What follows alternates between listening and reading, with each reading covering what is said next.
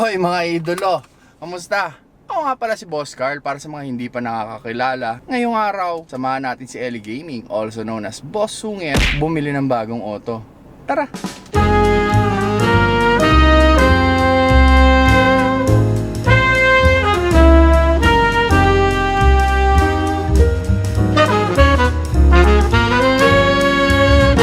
Ngayon, hindi ko alam kung bakit ako tinawagan ni Boss Sungit para tulungan siya sa kanyang pagbili.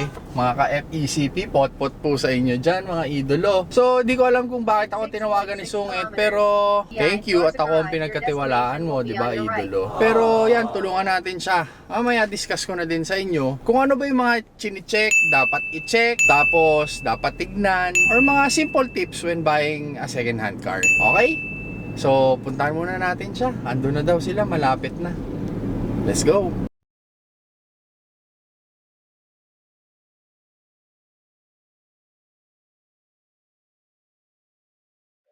Dito na ako sa BPI ng North Agaray sa Quezon. 9 minutes ako, tol.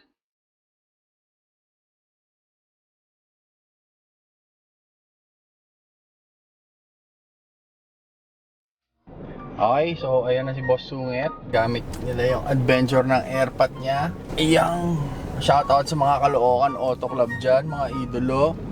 And pupunta daw tayo sa showroom. Okay, una sa lahat, pagka mga showroom guys, hindi naman sa nilalahat ko meron lang talaga yung mga piling-pili na mga loko. So pag ako naririnig ko agad yung showroom, pare panigurado, inayos na yan, nilinis na. Hindi mo na makikita sa ordinaryong mamamayan ng Pilipino na bumibili ng auto, hindi mo na makikita, lalo na kung bagito ka, yung mga dapat mong tignan. Pero mamaya, bibigyan ko kayo ng mga tips kung paano makita or paano sumilip ng tama pagdating sa sasakyan. Alright? 5 minutes later. So titignan nga pala nating auto ngayon ay Toyota Fortuner. Let's go.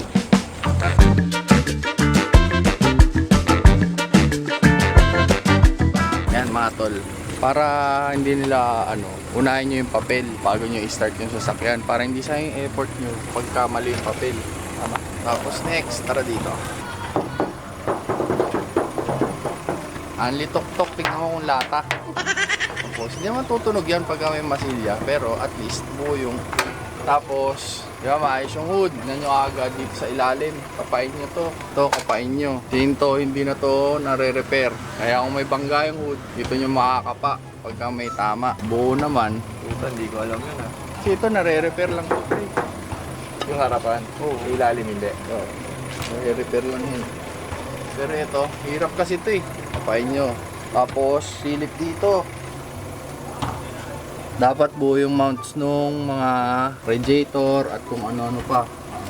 Ito, simple lang. Yan pa rin.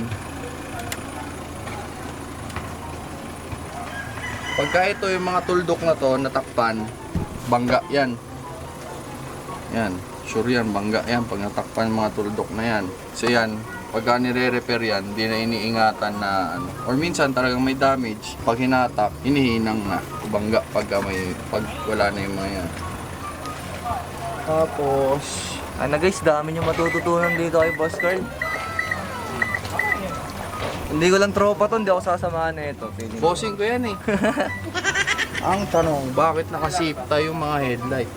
Check nyo yung langis bago paanda rin, kasi aangat at aangat yan So okay yung langis. Pag ang papel, open deed, tol, graduin nyo, may kasamang ID. Kasi hindi nyo nakilala kung sino yung pinagbilan. Mahirapan na kayong kumuha ng ID. Check ni Boss Ellie kung may alarm. Ikaw na kaya? Hindi, tatawag ka na lang. Sige, tawag mo na lang. Kung gusto nyo magpa-check ng papel, pwede lang to i-text sa LTO yung plaka. Tapos, pwede nyo na makita kung may alarm. Pero ako, sa HPG kasi ako nag-ano dahil nandun ang anti-carnapping group. So, unahin yung papel to unahin nyo yung papel. A few moments later. So, yan, okay namin. Wala daw tama sa anti-carnapping group. And okay naman sa LTO. So, goods tong papel. Silipin na natin yung auto. Ngayon, silipin natin ulit yung unit, pare. Pag in-start, Okay naman kasi umi-start kanina. Pero para sa ibang auto, lalo na pag nagkita kayo, nag-meet up, tapos naka-start yung sasakyan, patayin nyo muna. Tapos pagpahingahin nyo mga 10 to 20 minutes. Pag hindi umi-start, sira yung baterya. Diba, tol? Hindi mga ganun kasing buy and sell, tol, diba? Mga kupal, didiskarte yan umandar, tapos dadalin sa'yo. Okay, pag in-start, wala na. Yan, so okay na to. Langis, baterya. 2017 normal na. Pag iba na, mapalitan yung baterya. Pero magtaka kayo pag bago yung auto, tas iba yung baterya. Sunod, check nyo yung dito sa gilid.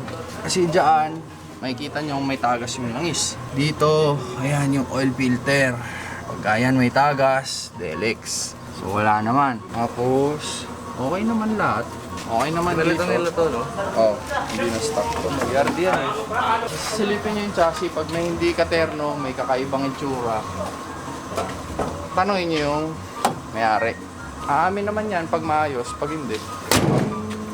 Alis na kayo dun. Tapos, next dito mga tol. Yung seatbelt, pre. Ito, sana hindi makita ng mga ano.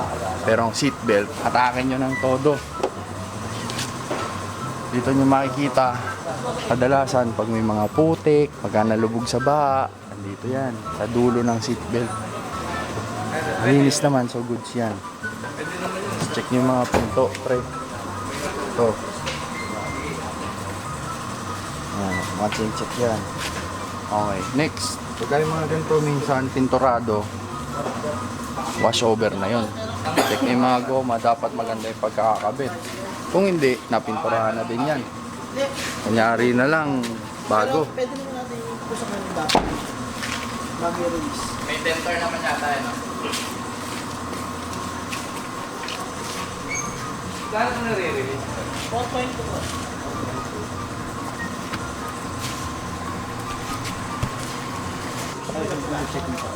Check ko tol kung may mga putik yung loob-loob. Ayan o, dito. Kasi kadalasan, di na nasusungkit ng detailer yan. Okay, ayan o. Diba? Tapos last na, check nyo yung mga tambol kung buong buo.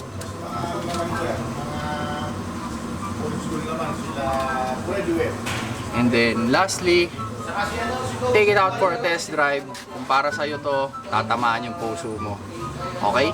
Pa-test drive na natin kay Boss Sungit. Oh, di na ako sasakay mga tol kasi pag sumakay pa ako, kailangan pusuan niya pre para hindi bias ang desisyon. Ah, sige, sige. Yan! Ingat! Sige, start mo na.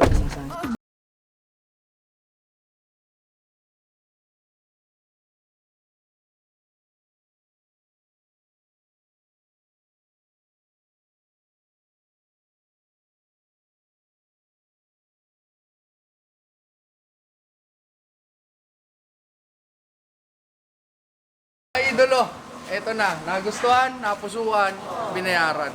Paano ba yan tol? Next time ulit. Papi. Guys, thank you sa lahat ng mga nanonood kay Boss Carl. Tsaka, syempre, thank you din kay Boss Carl kasi isa talaga siya sa mga tumulong sa akin. Sa mga gustong bumili ng kotse dyan, tanong lang kayo. Baka wala na ako ng oras puro bibili ako. Thank you guys, thank you guys. Ingat! Got me